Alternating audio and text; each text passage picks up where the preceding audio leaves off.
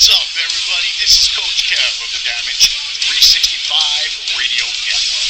I want to talk to you about one of our sponsors, the Funkenstein Wrestling Superstore. That's right, you heard it. They're in Englishtown Flea Market in the Green Building, booth number 35. They have everything for your wrestling collectible needs. Check them out. They got figures, DVDs, cards, t-shirts, and even tickets to local independent wrestling circuits.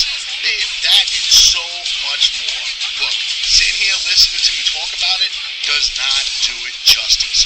Go check it out for yourself. The Funkenstein Wrestling Superstore in the Englishtown Flea Market, Green Building, booth number 35. Also, check them out on Facebook at facebook.com/FunkensteinINC. And tell them Coach Kev sent you.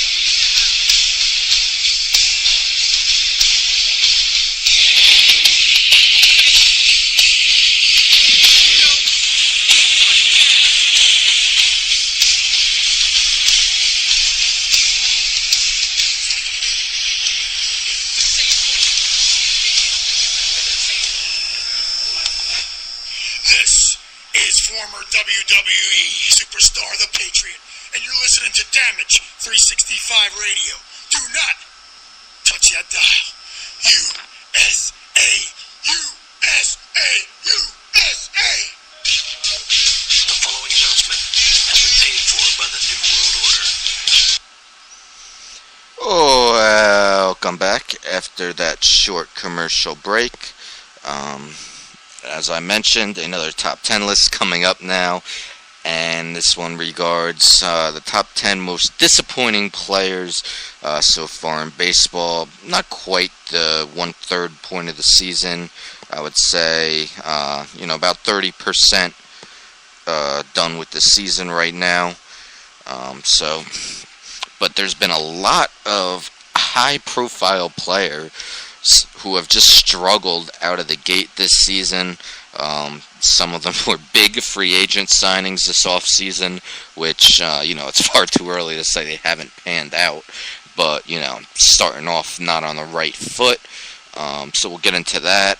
Last week, if you missed it, you could tune in to my archived episode. I did my quarter season MLB awards, gave out my AL and NL MVPs, Cy Youngs, and Rookie of the Years at what was the quarter point of the season. Gave my MVPs to two third basemen, Manny Machado of the Orioles in the AL and Nolan Arenado of the Rockies in the NL. So definitely tune into that if you missed it. But let's get into the list. Here are my top 10 disappointing players so far this season. Actually, few honorable mentions to start off. First, Paul Goldschmidt, and Paul Goldschmidt really isn't having a bad season. It just hasn't been a great season for him. Was last year's NL MVP runner-up when he finished with a .321 average and 33 homers, 33 doubles. This season his average has dropped down to .250 with 9 homers, so, really hasn't been bad, especially when you throw in his .413 on base percentage, so he's still getting on base aplenty. Just that batting average isn't what we expect from Paul Goldschmidt.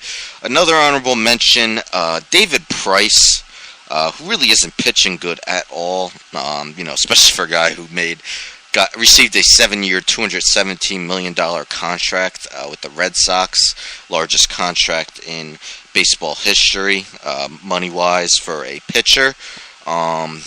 He's 7-1, so it's not like he's not winning. It's just that 5.34 ERA in 10 starts. That's almost 3 runs higher than the 2.45 ERA he had, which led the AL last season when he finished second in Cy Young voting. But, he has shown improvement. His 76 strikeouts lead the American League, and he's only given up 6 earned runs in his last 3 starts. But if you look at his total season, he's had 4 starts with at least 5 earned runs and 3 without at least 6. All of last season in 32 starts with the Tigers and Blue Jays, he only had 2 starts with at least 5 earned runs and only 1 with at least 6. So, not a strong start for David Price. And my last honorable mention, Blue Jays catcher Russell Martin, 240 average last year, but 23 homers and 23 doubles. 458 slugging compared to the 273 slugging he has so far this season. 194 batting average, only 3 homers and 2 doubles.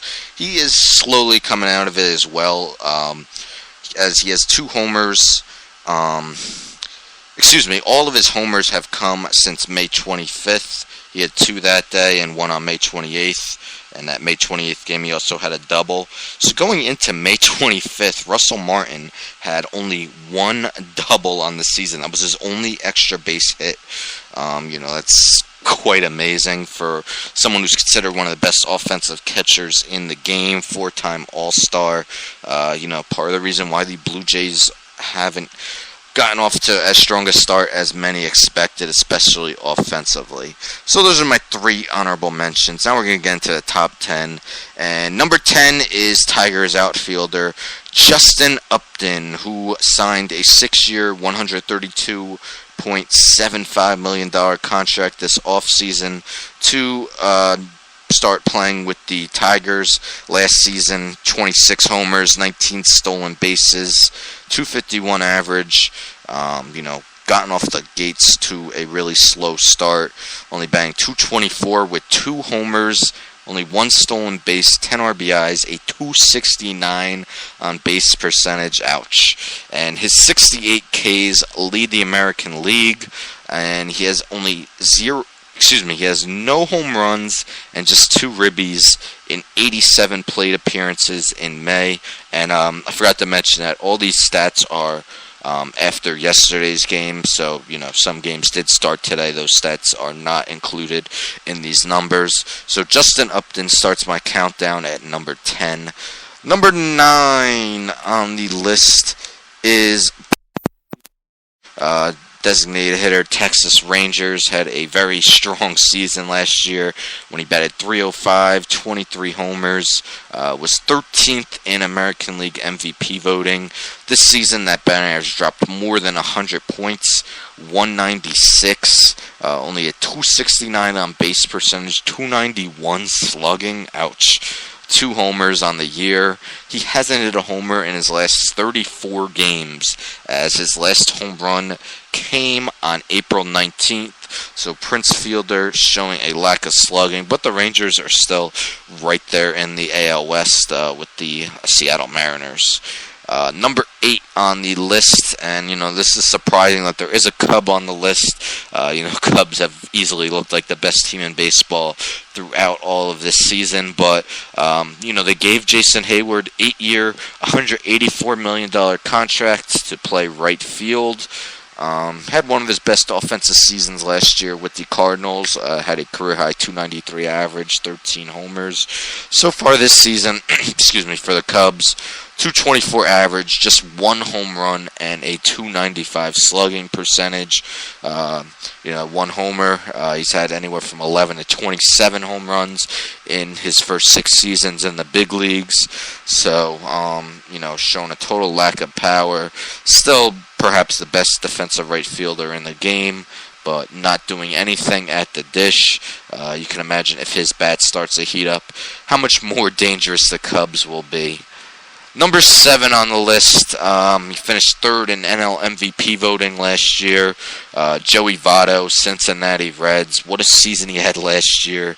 With a .314 average, 29 homers, and 143 walks. That's quite amazing. Compare that to his 135 strikeouts, so more walks than strikeouts. Look at this year, 28 walks to 53 strikeouts. So, was it greater than a 1-to-1 ratio from walks to strikeouts last season? This season is almost a 1-to-2 ratio, walks to strikeouts. His average has dipped over 100 points, down to 212.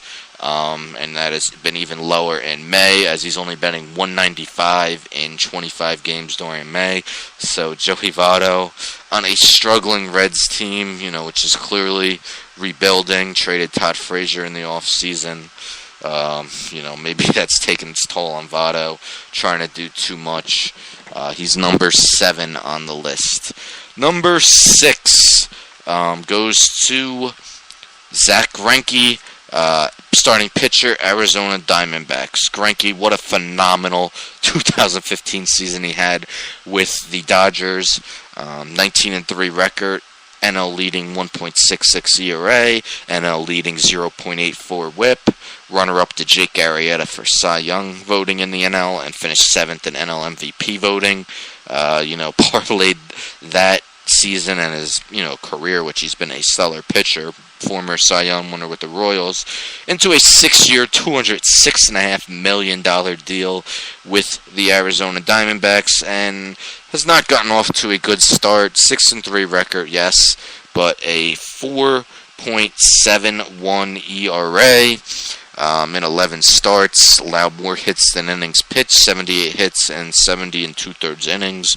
WHIP has gone way up from last season, a 1.30. You look at his hits per 9 innings. Last season gave up just 6. This season, that's up to 9.9. Showing some slight improvements. In 6 April starts, got off to a terrible start, 5.5 ERA. In his 5 May starts, much better at 3.82, but still not Zach Greinke-like. Not the guy that was given a $206.5 million contract. So Zach Greinke, number 6 on the list. Number 5 on the list, Miami Marlins slugging right fielder Giancarlo Stanton. Stanton, who broke a bone in his hand last season, shortened his season, hit 27 homers, which was leading the NL for about a month after he got injured. So he was off to a torrid start. 2014, he was the runner-up for MVP when he led the National League with 37 home runs. This season, he still has 12 home runs, okay. Only 5 doubles, though, and a .214 batting average. 61 strikeouts and 182 plate appearances, so that's basically 1 strikeout per 3 plate appearances. And recently, in a 5-game stretch, he went 0 for 17 with 15 strikeouts. Giancarlo just struggling mightily this season. Has missed, I believe today is either his 4th or 5th consecutive game due to an injury to his side. Hopefully when he returns, he could return to the Giancarlo Stanton we all, have grown to appreciate, especially myself as a Marlins fan. We can't beat the Braves, so ridiculous. Anyhow, let's get back to the list. 4 more guys, and we'll start with Adam Wainwright. All 4 of these guys, by the way, will be starting pitchers. Adam Wainwright, got injured last year, tore his Achilles, running the first base. I was expected to miss the season, but came back at the end of the year and pitched out of the bullpen, pitched well. This guy has been great his whole career. 2 second-place finishes in NL Cy Young voting, and 2 third-place finishes. You look at his career from 2009 to 2015, he posted a 2.80 ERA. He's been one of the better pitchers in the game for quite some time now. This season, though, just gotten off to a rough start. He's had a game where he's given up 7 earned runs, a game he's given up 6 earned runs, and a game he's given up 5 earned runs.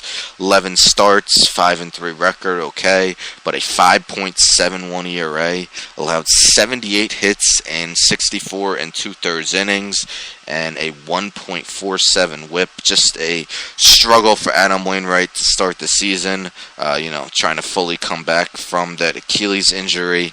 He did win yesterday against the Nationals, but even then wasn't his best of starts. Did go 7 innings strong at least, but gave up 4 earned runs.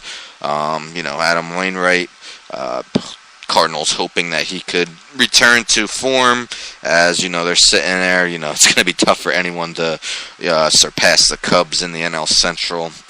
This early in the season, still anything could happen, but it's looking that way. But, they'll still be fighting for a wild card spot, and, Adam Wainwright returning to form would give them a much better chance